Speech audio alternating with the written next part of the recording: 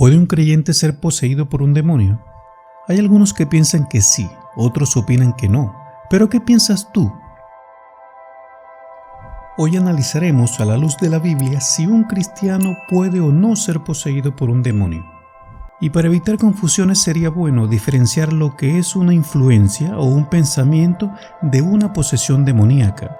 Y para eso veamos lo que dice la Real Academia Española de lo que significa la palabra posesión. Según la Real Academia de la Lengua Española, la palabra posesión significa acto de poseer o tener una cosa corporal con ánimo de conservarla para sí o para otro, o apoderamiento del espíritu del hombre por otro espíritu que obra en él como agente interno y unido con él. Vayamos ahora a la Biblia y busquemos dos ejemplos de posesión para corroborar este concepto y sus diferencias con una influencia dada por un demonio. En Marcos 9, el Señor Jesús sana a un muchacho endemoniado. Leamos Marcos 9, versículos 25 al 27. Y cuando Jesús vio que la multitud se agolpaba, reprendió al espíritu inmundo, diciéndole: Espíritu mudo y sordo, yo te mando, sal de él, y no entres más en él. Entonces el espíritu, clamando y sacudiéndole con violencia, salió, y él quedó como muerto, de modo que muchos decían: está muerto. Pero Jesús, tomándole en mano, le enderezó y se levantó.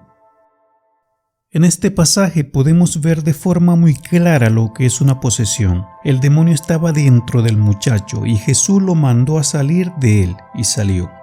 Con esto en mente, ahora estudiemos a la luz de la Biblia lo que es un pensamiento o ser influenciado por un demonio.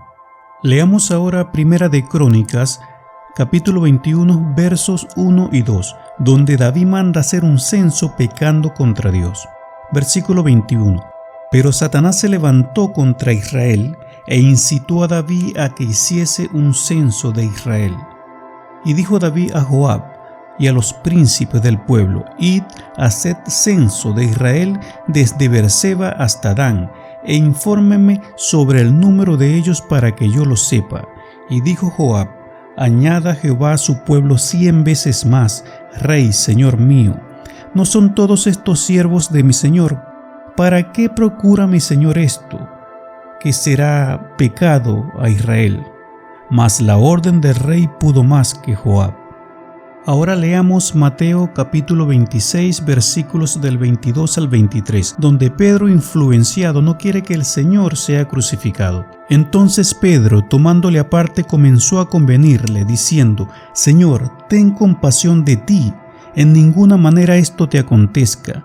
Pero él, volviéndose, dijo a Pedro: Quítate de delante de mí, Satanás, me eres tropiezo, porque no pones la mira en las cosas de Dios, sino en la de los hombres. Estos son dos ejemplos bien claros de cómo un demonio puede influenciar a dos creyentes, mas no poseerlos. Entonces, si con poseído por un demonio se quiere decir que la voluntad de la persona está completamente dominada por un demonio, al punto que la persona no tiene poder para escoger el bien y obedecer a Dios, la respuesta sería con certeza no, porque la Biblia garantiza que el pecado no tendrá dominio sobre nosotros, puesto que hemos sido resucitados en Cristo. Romanos 6:22. Mas ahora que habéis sido libertados del pecado y hechos siervos de Dios, tenéis por vuestro fruto la santificación y como fin la vida eterna. Hay algunas corrientes que dicen que los demonios sí pueden poseer a un creyente, debido a que Judas, siendo discípulo y apóstol del Señor, sí fue poseído por un demonio. Pero a esas corrientes de pensamientos debemos aclararles que Judas, a pesar de ser apóstol, no era creyente, y el mismo Señor Jesús lo dejó claro en Juan 17, en la oración intercesora ante el Dios Padre. Leamos Juan 17:12. Cuando estaba con ellos en el mundo, yo los guardaba en tu nombre, a los que me diste, yo los guardé, y ninguno de ellos se perdió, sino el hijo de perdición, para que la escritura se cumpliese. ¿Quién se perdió y a quién se estaba refiriendo al Señor? Por supuesto que al apóstol Judas. Y en Juan 13, el discípulo amado le pregunta al Señor que quién lo iba a vender.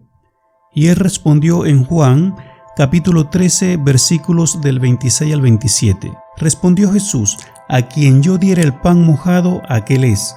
Y mojando el pan, lo dio a Judas Iscariote, hijo de Simón. Versículo 27. Y después del bocado, Satanás entró en él.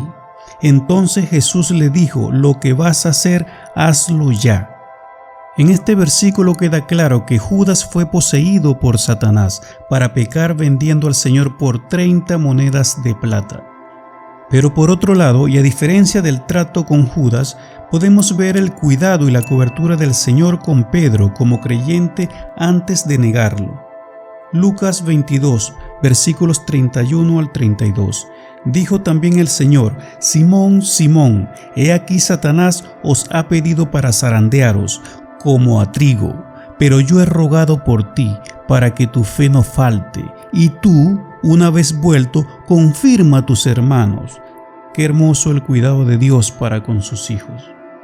Entonces, ¿por qué un demonio no puede poseer a un creyente? Primera de Corintios 3:16. ¿No sabéis que sois templo de Dios y que el Espíritu de Dios mora en vosotros? Primera de Juan 4:4. Hijitos, vosotros sois de Dios y lo habéis vencido, porque mayor es el que está en vosotros que el que está en el mundo.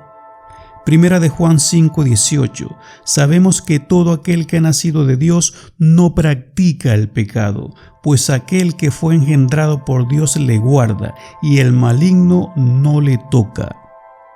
Nosotros como creyentes somos templo del Espíritu Santo y el maligno no nos toca. Satanás no puede actuar en contra nuestra sin el consentimiento de Dios.